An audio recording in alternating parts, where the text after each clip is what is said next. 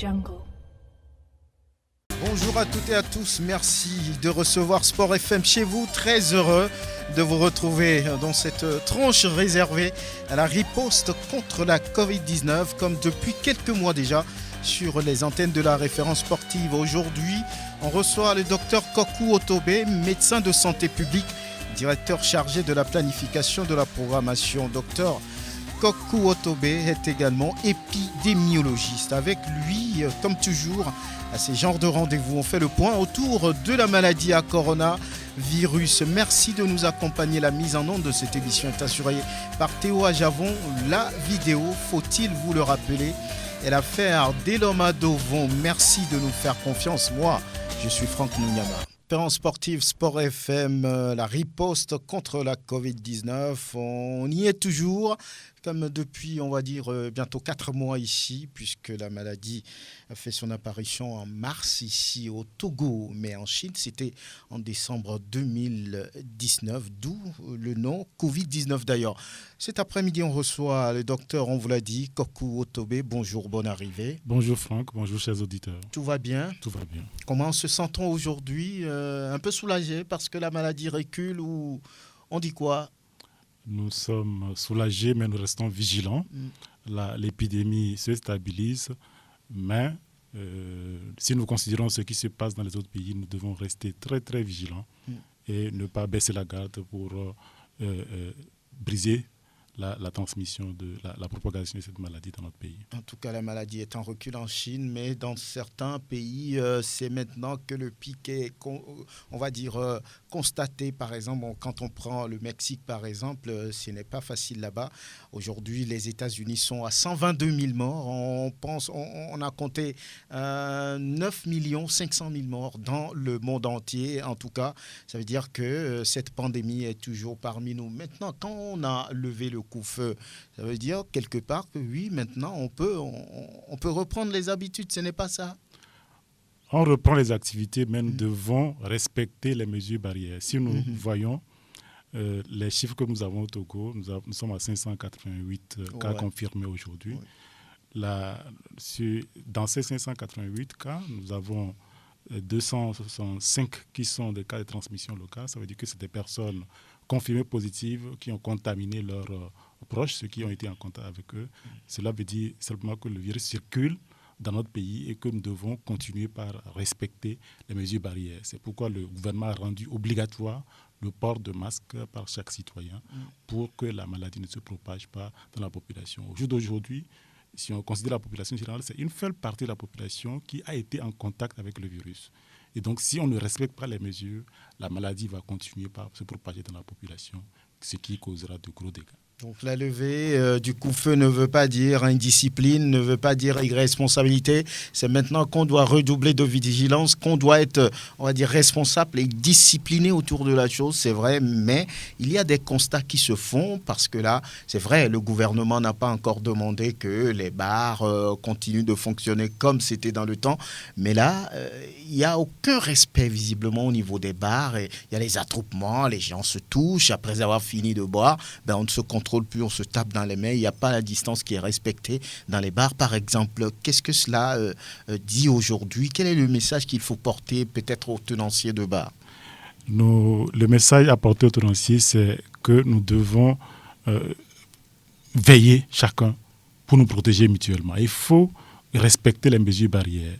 Le port de masque obligatoire, le respect de la distanciation physique, le lavage des mains, cela est nécessaire. Si nous voyons ce qui se passe dans les autres pays, en Chine où il y a quelques semaines, il y a de nouveaux cas, au Japon, la maladie a repris. Dans le sud des États-Unis, on parle du Texas, de la Floride, où la maladie a repris, il y a une recrudescence de nouveaux cas. Ça veut dire que le virus est là. Nous ne devons pas baisser la garde. Il faut absolument que chacun prenne la mesure de respecter les consignes que le gouvernement a données pour éviter le pire dans notre pays. Ça veut dire qu'on peut donner raison peut-être au directeur de l'Organisation mondiale de la santé qui disait il y a quelques semaines que l'Afrique doit s'attendre peut-être à des lendemains compliqués, difficiles, parce que là, lorsqu'on prend le Ghana, lorsqu'on prend le Bénin, il semble que oui, il y a beaucoup de contamination maintenant, alors qu'on sait qu'entre le Togo, le Ghana et le Bénin, il y a beaucoup de circulation, de va-et-vient. Ben, à ce niveau-là, ça peut faire peur. Hein. Ça fait peur, Franck. Si nous voyons la dynamique de l'épidémie, en Afrique, nous sommes aujourd'hui à plus de 200 000 cas. Dans le monde, jusqu'à présent, le nombre de nouveaux cas continue par augmenter. Si nous prenons dimanche passé, on était jusqu'à 183 000 cas dans la journée dans le monde. Ça veut dire que l'épidémie, le nombre de nouveaux cas continue par augmenter. Nous n'avons pas encore atteint, on ne peut pas affirmer au niveau mondial qu'on a encore atteint le pic. De même pour l'Afrique. Si on voit l'évolution de la courbe est ascendante. Cela veut dire que la maladie continue par évoluer et que c'est seul le respect, à cette étape où nous sommes, seul le respect des mesures barrières peut nous permettre de freiner durablement la propagation de la maladie dans la population pour éviter que les structures de santé, les centres de santé ne soient submergés, pour éviter qu'il y ait beaucoup de décès. Nous avons vu que dans les autres pays, aux États-Unis, où il y a plus de 120 000 morts, suivi par le Brésil, où il y a plus de 50 000 morts. Si nous revenons en Afrique du Sud, c'est le premier pays qui est touché, en Afrique, il y a plus de 110 000 cas, suivi par le Nigeria, avec 22 000, le Ghana, a plus de 15 000 cas confirmés. Donc, la maladie est là. Nous sommes voisins avec le Ghana.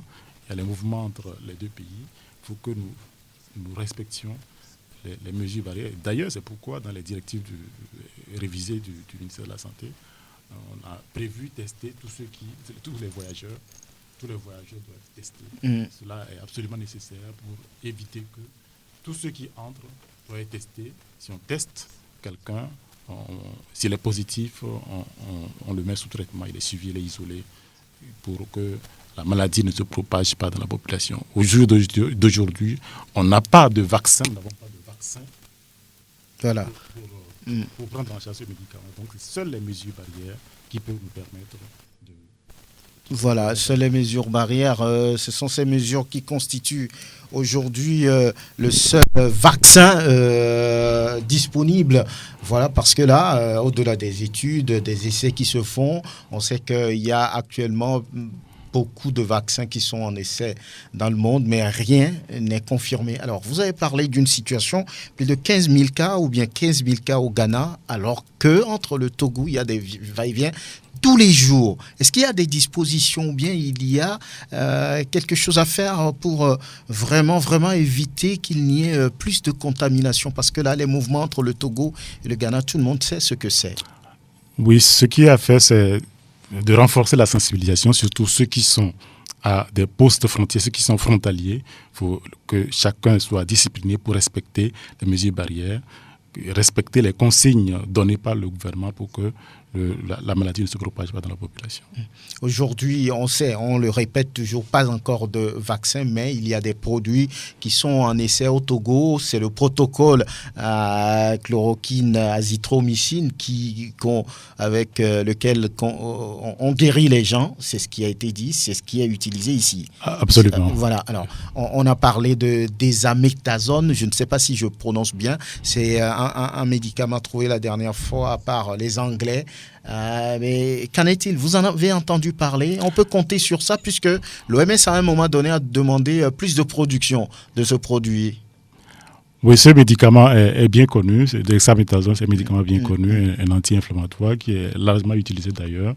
Mais au jour d'aujourd'hui, dans le ça existait ce médicament existait depuis, utilisé dans la pratique courante pour la prise en charge des cas d'allergie ou bien des crises d'asthme, etc. Ce médicament existe, est déjà utilisé dans la pratique de la médecine. On peut parler de bonnes nouvelles?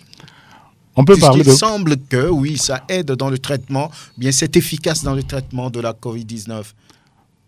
Oui, on peut parler de bonnes nouvelles, vu que c'est un médicament assez bien connu, bien toléré. Et s'il s'avère que cet essai est concluant, cela c'est une avancée de plus pour faire diminuer la mortalité de la maladie. Depuis que cette pandémie est apparue, on ne se met pas d'accord sur le protocole que vous utilisez ici au Togo, c'est-à-dire la chloroquine plus l'azithro. Mais là, ailleurs, même l'OMS n'a pas encore accepté ou bien officiellement dit oui, ce protocole est très très bon pour le traitement de la Covid. Encore une fois, on avait posé cette question, mais on n'a pas de réponse en tant que telle. Mais c'est quoi? C'est le business qui tourne autour de tout ça? On veut privilégier certaines firmes pharmaceutiques ou bien qu'est-ce qui se passe? On ne comprend pas. Non, moi je ne peux pas, Franck, merci, je ne peux pas affirmer que c'est un business qui oblige, mais c'est le protocole qui est largement utilisé de par le monde. C'est vrai qu'en temps il y avait un petit problème, mais c'est ce protocole que nous utilisons, ce que le conseil scientifique a recommandé et ce qui est utilisé, qui donne d'ailleurs de bons résultats. Mais pourquoi l'organisation qui contrôle la santé au niveau du monde entier, on parle de l'OMS, n'a toujours pas dit oui? Ce protocole était bien, on hésite à le dire, mais déjà alors que pour le produit dont on vient de parler, dexaméthasone, on a dit oui, allez, produisez encore plus. Dexaméthasone, c'est un médicament bien connu qui est utilisé, c'est les corticoïdes largement utilisés. La chloroquine aussi est bien connue. La chloroquine est bien connue, mais ça n'a pas les mêmes effets secondaires que le dexaméthasone, par exemple. Oui. Très bien. On va continuer avec le docteur Kokou Otobe. Il est médecin en santé publique. Il est épidémiologiste, directeur de la planification de la programmation. C'est avec lui que nous discutons autour de la Covid-19 ce soir sur la référence sportive. Alors, on a parlé respect, mesures, barrières, rien que ça pour le moment, parce que c'est ça qui permettrait quand même de nous mettre à l'abri de cette vilaine pandémie. Autre situation qui est un peu compliquée, c'est un constat dans les taxis également. On ne semble pas respecter les règles, on va dire, fixées par le gouvernement dans un taxi. Par exemple, on dit un devant à côté du chauffeur et puis deux derrière. Les gens ne semblent pas respecter ça, ou bien les conducteurs de taxi eux-mêmes ne sont pas visiblement rigoureux sur cette mesure-là. Oui, les conducteurs de taxi doivent être les premiers à respecter, eux-mêmes leur santé d'abord. Il faut qu'ils se protègent. S'ils surchargent leur taxi, ils se mettent à risque. Et c'est cela, le respect du nombre de passagers à bord va dans leur propre intérêt aussi et dans l'intérêt de leurs clients. Alors aujourd'hui, qu'est-ce qu'on peut dire pour, on va dire, peut-être convaincre ceux qui pensent toujours que oui, cette maladie, cette pandémie, c'est un bluff, que oui, mais qu'est-ce qu'il faut aujourd'hui pour convaincre tous ceux qui sont encore sceptiques autour de l'existence de cette pandémie? Pour ceux qui sont sceptiques, nous savons que dans chaque pays, le gouvernement est garant de la santé de la population. S'il n'y avait pas un risque, le gouvernement ne va pas prendre mesure pour fermer les écoles, fermer les lieux de culte, prendre les mesures de restriction drastiques, limiter la circulation, la circulation interurbaine, etc. Et parce qu'il y a un péril en la demeure, que le gouvernement a dû prendre ces mesures. Au Togo, on n'a jamais pris de mesures d'état d'urgence sanitaire. C'est la première fois. Ça veut dire que c'est une situation grave, extrêmement grave, qui a amené les pouvoirs publics à prendre ces décisions pour protéger la population. La maladie de Covid-19 est une situation réelle. Ce n'est pas un bluff. Il faut que nos concitoyens soient conscients, vigilants, que le péril est là. En venant tout à l'heure, je suis passé par un grand hôpital. Ceux qui vendent en face ont les masques sur le menton, sous le menton. C'est extrêmement déplorable. Nous devons, le risque est là. La maladie circule dans nos communautés. Nous devons être autodisciplinés pour respecter les mesures barrières, pour ne pas nous contaminer et amener la maladie dans nos familles respectives. Merci. Donc, il n'y a rien de caché derrière. C'est véritablement une crise sanitaire mondiale qui frappe tout le monde. Ce n'est pas autre chose. On n'a rien caché aujourd'hui.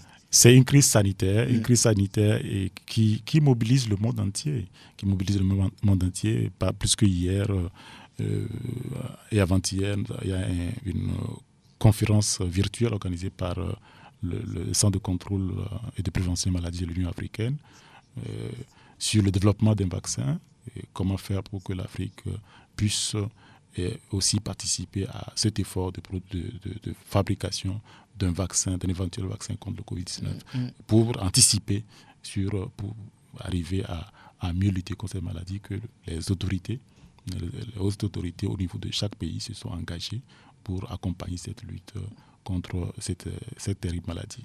Cette maladie est une réalité, puisque si ce n'était pas une réalité, le monde entier ne serait pas bloqué, on n'aurait pas bloqué les trafics aériens pendant plusieurs mois. Toutes les réunions à l'international se font en mode virtuel.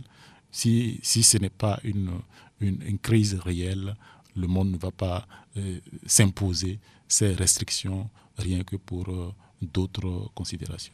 Est-ce que l'Afrique aujourd'hui n'est pas en retard sur le développement de cette pandémie parce qu'ailleurs, c'est des essais qui se font, on a des vaccins, on les essaie et c'est maintenant que l'Afrique se réunit pour dire oui, comment allons-nous faire pour trouver un vaccin ou bien pour vaincre cette maladie?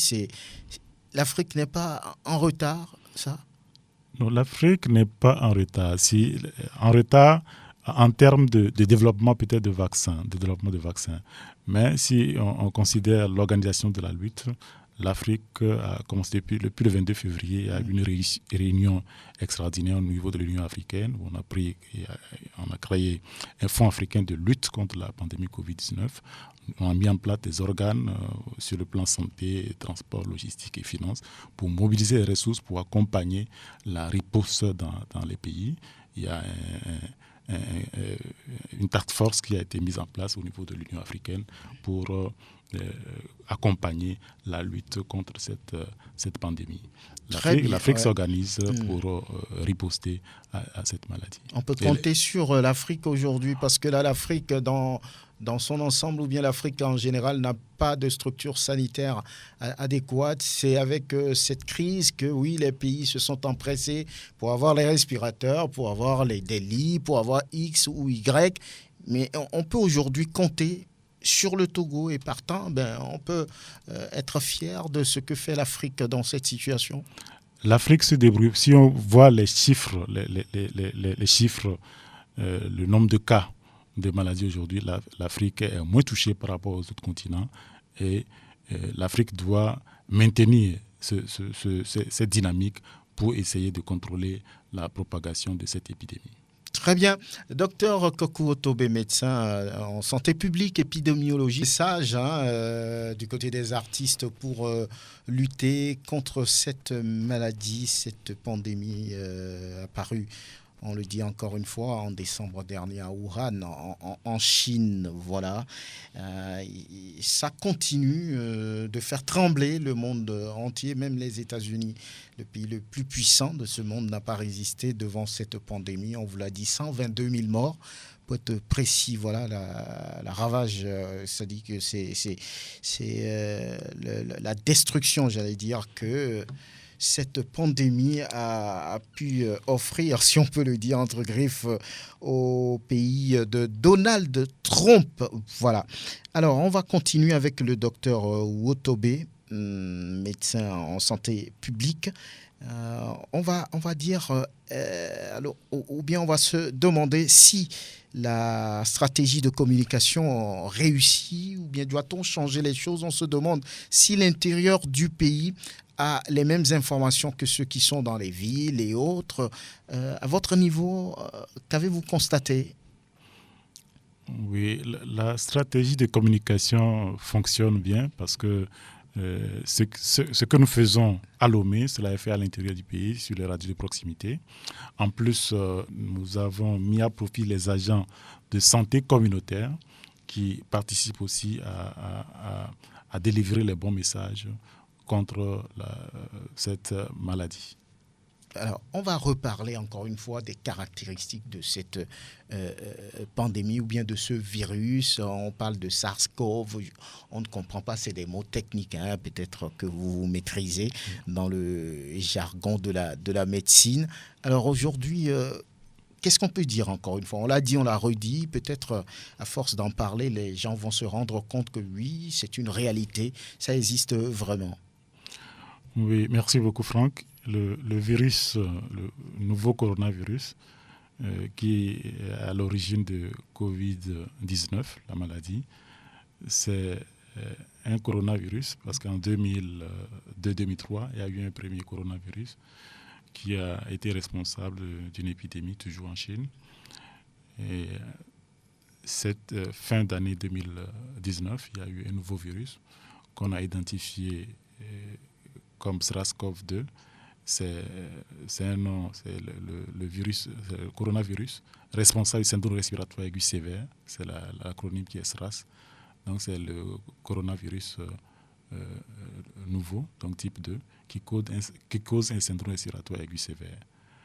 Donc les signes de la maladie, on le connaît, ça commence de façon progressive. D'abord on peut avoir une toux sèche, la fièvre, difficulté à respirer ou bien on est essoufflé. Mais quand c'est les formes graves, on peut avoir une difficulté majeure de respirer qui va nécessiter d'aller rapidement à l'hôpital. Il y a d'autres symptômes qui accompagnent la fatigue. On peut avoir des douleurs au niveau du thorax, au niveau du thorax qui accompagne. À part ces douleurs, on peut avoir les courbatures, donc des douleurs musculaires qui accompagnent. Dans certains cas, on a décrit des gens qui perdent l'odorat, ils perdent le goût aussi, qui accompagnent cette maladie. C'est essentiellement les signes de la maladie. Alors, il semble que c'est parti d'un pangolin avant la transmission à l'homme, c'est ça? Oui, ce qui est le réservoir du virus, on suspecte, il semblerait que c'est le pangolin qui est à l'origine et qu'après cette transmission, la transmission maintenant s'est faite d'homme à homme maintenant. Donc c'est pas sûr, c'est pas totalement sûr. C'est pas totalement sûr, pas totalement sûr. Parce que le pangolin, nous en mangeons ici, hein, correctement. Hein. Voilà, donc c'est pas sûr, c'est des hypothèses. C'est des hypothèses, c'est pas sûr. C'est pas sûr. Donc cette origine, le pangolin qui est supposé être le réservoir du virus, l'homme s'est contaminé à partir de ce réservoir-là. Maintenant, à partir de ces contaminations, ça va maintenant d'homme à homme. Oui. Alors, vous avez parlé de 2002, 2003, où il y a eu un coronavirus. Là également, c'est parti de la Chine. Pourquoi toujours le foyer entre griffes, c'est la Chine? Ça part de là. Pourquoi? Ce n'est pas le seul, parce qu'en temps, il y avait un autre coronavirus du responsable du syndrome respiratoire du Moyen-Orient en 2012. Ça, c'est au Moyen-Orient. Je ne saurais l'expliquer, mais c'est en Chine que le coronavirus, on a découvert les premiers cas en 2002-2003. On peut attribuer ça au régime alimentaire? Je ne saurais le dire, je ne peux pas le dire. Vous ne voulez pas vous aventurer sur ce terrain? Parce que les gens disent, oui, on mange trop de choses, là, on mange ci, on mange ça, et voilà. Donc voilà, c'est ce qui est vraiment à retenir, c'est qu'il semble aujourd'hui que c'est parti du pangolin, là-bas, qui est un animal nombreux également là-bas en Chine. C'est vrai qu'on en trouve ici aussi, hein. Moi, j'ai mangé le pangolin la dernière fois. Je crois que ça dépasse un an quand même. Bon, voilà. Alors, on continue cette émission et pour parler d'autres aspects de cette maladie, on dit le virus est parmi nous, ça circule et il est dans l'air. On peut le respirer. Comment? Expliquez-nous. Merci beaucoup, Franck. Le virus ne se trouve pas dans l'air. Mais l'homme se contamine. Le virus se trouve dans les gouttelettes de salive ou bien de crachat que l'on peut émettre en parlant, en toussant ou bien en éternuant. Quand nous parlons, quand nous toussons, nous éternuons, il sort de notre bouche des gouttelettes de salive qui contiennent en suspension le virus. Et donc, si l'on peut se contaminer par cette voie-là, et pourquoi il est demandé qu'on porte le masque pour nous protéger de recevoir ces particules qui sont projetées lorsque nous sommes avec quelqu'un. Pourquoi il est demandé de respecter la distanciation physique, d'être à au moins 1 mètre de quelqu'un lorsque nous sommes ensemble. Donc, ce n'est pas un virus qui circule dans l'air ou le virus ne circule pas dans l'air, ou bien soit le virus est dans ces gouttelettes, comme j'ai dit, ou bien le virus peut être sur une surface donnée quand on crache. Si vous touchez, vous pouvez vous contaminer en portant la main vers la bouche, le nez ou bien les yeux. C'est pourquoi il est demandé de se laver régulièrement les mains avec l'eau et le savon pour se débarrasser du virus au cas où on touche une surface sur laquelle le virus est, pour ne pas nous contaminer. Voilà, donc on n'est pas à l'abri, donc il faut souvent, dès qu'on le peut, se laver les mains ou bien utiliser du gel hydroalcoolique parce qu'on peut toucher les serrures, on peut toucher les tables autour desquelles on s'assoit, les micros, les casques, tout cela. Souvent, on doit continuer par désinfecter tout ce qui nous entoure, c'est ça, non? Absolument. Les lieux très fréquentés, il faut le faire, il faut désinfecter les surfaces qui sont touchées régulièrement par les gens, il faut le faire. La désinfection de masse, telle qu'on l'a connue dans certains pays, on n'en a pas vu ici. On a vu ça au Ghana, un peu partout, mais au Togo, on n'a pas vu. Est-ce que ça a été fait comme ça? Non, la désinfection n'est pas recommandée. Les études ont montré que ça n'apporte pas de valeur ajoutée. Il faut se focaliser sur les surfaces que l'on touche régulièrement. Respecter les mesures barrières, c'est largement suffisant. Donc la Chine a vu faux par rapport à ce qu'elle a fait en décembre, janvier dernier quand la pulvérisation. Oui. Non, ça n'apporte rien. Ça n'apporte pas. Vous pensez? Ça n'apporte pas. Nous avons reçu la documentation là-dessus. Oui. Il dit que ça n'apporte pas grand-chose. Il faut se focaliser sur le respect des mesures barrières, se laver régulièrement les mains et désinfecter les surfaces que les gens touchent habituellement. Voilà. Alors, il faut porter les bavettes. C'est devenu obligatoire depuis quelques semaines déjà, le jour où on a levé le couvre-feu. Docteur Otobé, est-ce que le Togo est toujours en état d'urgence sanitaire? L'état d'urgence continue. À ma connaissance, le gouvernement n'a pas encore levé l'état d'urgence. C'est le couvre-feu qui est levé. Donc, l'état d'urgence sanitaire continue. Et qui veut dire qu'on n'est pas à l'abri. On doit être toujours vigilant, être discipliné, respecter surtout les mesures barrières. La vigilance est de mise. C'est la seule mesure de salut qui nous reste. Le respect du port de masque, des autres mesures barrières, cela est obligatoire si nous voulons réussir la lutte contre cette maladie. Oui, le port de masque est devenu obligatoire. C'est on va dire, un coût qu'on vient ajouter à la bourse des Togolais parce que si le port du masque est obligatoire, ce qui veut dire que oui, on ne peut pas en avoir un seul. On doit pouvoir changer, on doit pouvoir laver même si c'est en panne, ainsi de suite. Vous, docteur épidémiologiste, que voulez-vous dire à ce niveau ? Parce que là, lorsqu'on voit certains masques ou bavettes, on a du mal à regarder ça 2 fois. Non, le respect de cette mesure, si le gouvernement a rendu obligatoire, c'est que cela joue un rôle et chacun doit s'atteler pour avoir les bavettes. Le gouvernement a fait un gros effort en mettant à disposition des élèves et du personnel enseignant. Il n'y a pas que les élèves, il n'y a pas que les enseignants. Il y a les Togolais je sais, mais pour le moment, ce que le gouvernement fait, apprécions-le à sa juste valeur. Et je comprends ce que vous dites. Et on n'a pas envie de dénigrer, mais il y a des Togolais qui sont à l'intérieur quelque part, qui n'ont même pas 50 francs pour s'acheter du savon d'abord. Maintenant, on lui demande, on lui dit que le port du masque est obligatoire. Il va falloir en trouver d'abord et puis respecter l'hygiène autour parce que c'est également une question d'hygiène. Oui, le port, le masque qu'on demande à la grande population, c'est ce qu'on appelle le masque alternatif en tissu.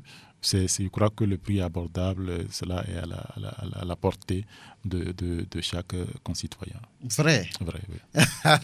Voilà, vrai. Nous sommes avec le docteur Kokou Otobé, médecin en santé publique et puis épidémiologiste. Il est aussi directeur de la planification et de la programmation. Aujourd'hui, les mesures barrières, on l'a dit, sont ou bien constituent le seul vaccin existant pour le moment pour lutter contre la Covid-19. Le patron du comité national de la riposte, le colonel médecin Djibril Mohamed, la dernière fois, a dit que ce n'est pas parce que le couvre-feu a été levé qu'il faut revenir aux anciennes habitudes, tout ce qu'on faisait, on se tape dessus, on se salue, les accolades, les embrassades, aller là où il y a beaucoup de monde sans contrôle.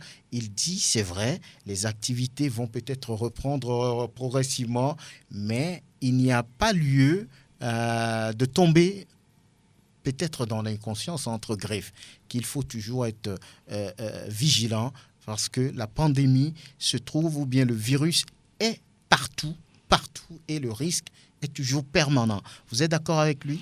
Je suis absolument d'accord. Si nous prenons chaque préfecture de notre pays est aujourd'hui touchée. Hao, qui est le dernier district qui n'était pas touché, a notifié un cas confirmé de Covid-19.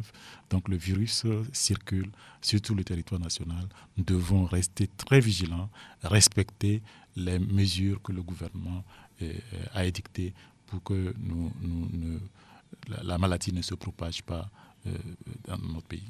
Alors, où est-ce qu'on peut situer le foyer de cette pandémie ici au Togo ?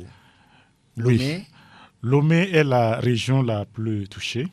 Lomé commune est la région la plus touchée avec 253 cas, suivi de la région maritime qui a 154 cas, région des centrales qui a 64 cas, région des plateaux 55 cas et la région des savanes 40 cas. Région Kara, 22 cas. Alors, qu'est-ce qui peut expliquer ça ? Parce que Lomé est peuplé, densément peuplé par rapport à ces autres villes-là. C'est pourquoi ? Lomé est densément peuplé, mais il faut noter que c'est pareil dans tous les pays, les capitales. La maladie n'a pas commencé chez nous, ça a commencé à l'étranger. Et les premiers cas ont été des cas importés, donc qui ont contaminé des personnes à Lomé. Donc si on voit, si je veux aller dans le type de transmission, la région, par exemple, Lomé commune, la prédominance, c'est une transmission locale. C'est vrai que la maladie vient de l'extérieur, mais après, la propagation se fait à Lomé, la transmission se fait localement. Si nous prenons la région maritime aussi, c'est pareil. La transmission locale, il y a 111 cas sur les 154 cas. Pour Lomé, sur les 253 cas, il y a 159 qui sont une transmission locale. Alors que si nous prenons la région des savanes, où il y a 44 au total, il y a 28 qui sont des cas importés et 7 qui sont des cas locaux. C'est-à-dire que des personnes qui ont voyagé, qui sont revenues. Qui ont voyagé. Si on prend Kara, où il y a 22 cas, il y a 20 cas qui sont des cas importés et un cas qui est une transmission locale. Ça veut dire qu'on n'a pas su contrôler ces mouvements-là ? On contrôle, mais les gens sont revenus quand même et c'est parce qu'on a pu, il y a un système de surveillance efficace en place qu'on a pu détecter ces cas qui sont entrés dans le pays. Et donc le principal, Lomé est la région la plus touchée Et cela appelle que nous soyons vigilants. Si nous prenons Lomé même, le district qui est le plus touché, c'est le district numéro 5, où il y a beaucoup plus de cas dans la zone de Lomé. Donc nous devons rester vigilants et respecter les mesures barrières, parce que le virus est là, circule dans la population. Il faut que nous respections ces mesures pour que la maladie ne se propage pas trop massivement dans notre population. Voilà, le port de masque obligatoire, ce qui veut dire que dès qu'on met le pied dehors, on doit mettre le masque. Si on est à la maison, bon, entre familles, on peut. Oui. Mais dès qu'il y a une personne étrangère qui rentre chez vous, vous ne la connaissez pas, vous devez mettre votre masque. Absolument. C'est vraiment important. Très important. C'est le seul vaccin aujourd'hui. C'est une maladie qui tue grave. Message d'Amen Djassissé. À l'instant, docteur Kokou Otobé, médecin en santé publique, épidémiologiste, directeur de la planification de la programmation. Alors, lorsqu'on regarde un peu les chiffres du Togo, est-ce qu'on doit se dire que oui, mais le Togo est en train de gagner cette lutte contre la pandémie de coronavirus? On est déjà à 14 décès, malheureusement, en 4 mois. Est-ce que c'est un chiffre qui fait applaudir ou bien... Comment l'appréciez-vous? Oui, merci beaucoup Franck. Nous avons 14 décès sur 588 cas. Ce que je peux dire, nous aurions préféré ne pas avoir de décès, des pertes. Nous nous inclinons devant la mémoire de ces compatriotes. La gestion de la crise Covid-19 au Togo est bonne. Disons que c'est bon. Nous gérons bien. On va continuer par... vous avez vu qu'on a passé pratiquement 1 mois sans avoir de décès. C'est quelque chose d'important. Et le gouvernement a mis les moyens qu'il faut pour organiser la prise en charge, aussi bien au Centre national de prise en charge de Kégué que dans les autres régions du pays. Les moyens sont... Les moyens, qu'est-ce que vous mettez dans moyens? D'abord, il y a les ressources humaines et le personnel qui est là, qui est formé pour la prise en charge. Tout ce qui est équipement et matériel, les médicaments qu'il faut pour traiter les cas qui sont confirmés positifs au coronavirus. Donc aujourd'hui, lorsqu'un malade va au CHR de Kégué, il est dans les meilleures conditions, il a tout ce qu'il faut pour vaincre cette maladie. Il est dans les meilleures conditions, les cas positifs ne payent pas, la prise en charge est totalement gratuite. Les 14 décès, malheureusement, on les situe à quel niveau? Est-ce que c'est des personnes âgées, des personnes qui ont peut-être des maladies qui concourent à l'évolution de cette pandémie, c'est-à-dire l'hypertension, l'asthme et tout ce qui tourne autour? C'est des personnes âgées, c'est des jeunes? Vous avez pu... oui, nous avons les chiffres. Oui. On peut vous dire à peu près les chiffres qu'il y a. Très bien.